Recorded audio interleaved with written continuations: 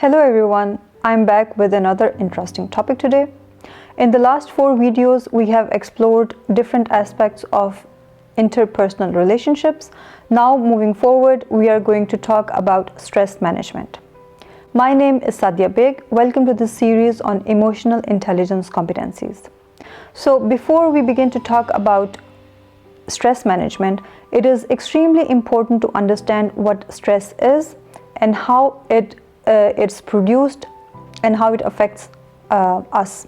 Stress is a pressure that is exerted on our mind when we are in a situation that we perceive as being dangerous or difficult.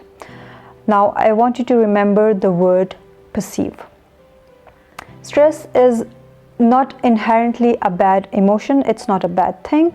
Our response to stress has a definitive effect on the decisions that we make in any difficult situation. Stress has actually helped our ancestors living out in the wild without the protection of walls or weapons to choose a fight or flight response in a dangerous situation, and it has been crucial for our survival as a species. Through evolution, our circumstances have changed, but our automatic patterns of responding in difficult situations have remained the same. Instead of being always helpful, now these automatic patterns of responses and reactions are creating unnecessary stress and tension for us, until we break these patterns, bring them to a level of consciousness, and then choose a course of action according to the need of the situation.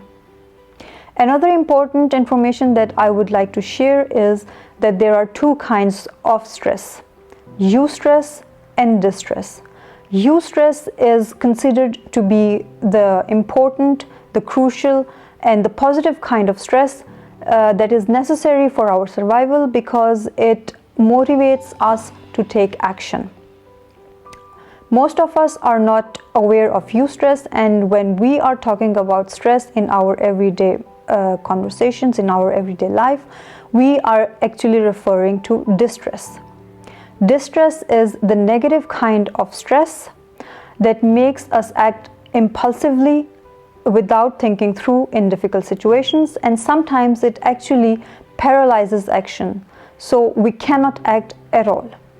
Distress does not only affect our ability to act, but it also has a number of negative impacts on our physical and mental health.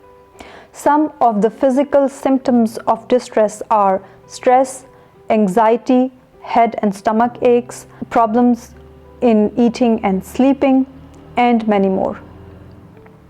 Prolonged stress and anxiety can lead towards different cardiovascular dysfunctions that are mostly irreversible. Mentally, when we are experiencing distress, we can feel lost, hopeless, and depressed. Our ability to make effective decisions is severely compromised because of a lack of concentration and focus.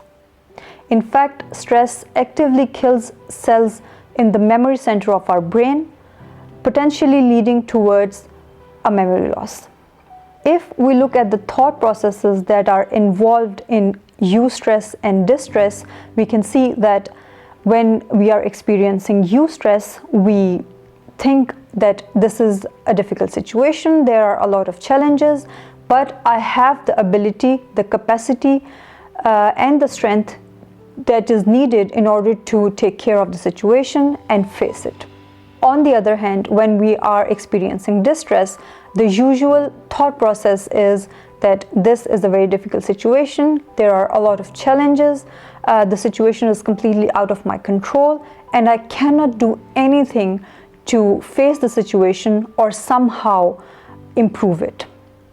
The bottom line is, surprisingly, that the stress have not much to do with external factors, but rather our perception of these external factors and our ability to manage these factors successfully in every situation.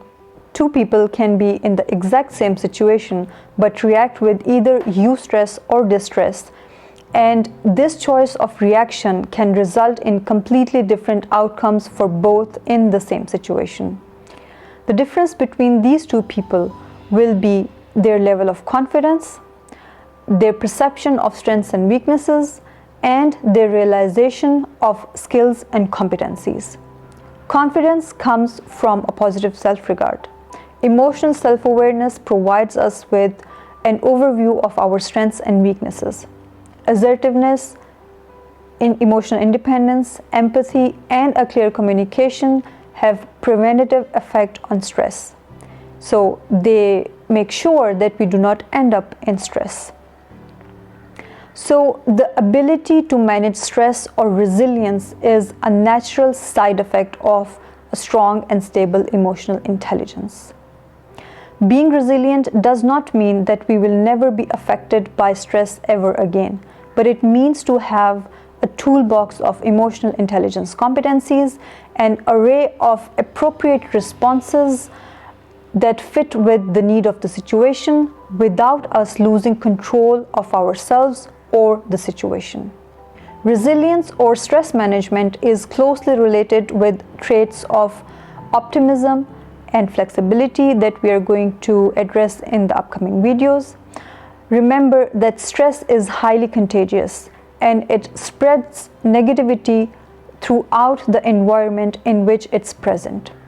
If you want to build up resilience through a practice of emotional intelligence competencies, you are most welcome to contact me on the information in the description box. Until next time, take care.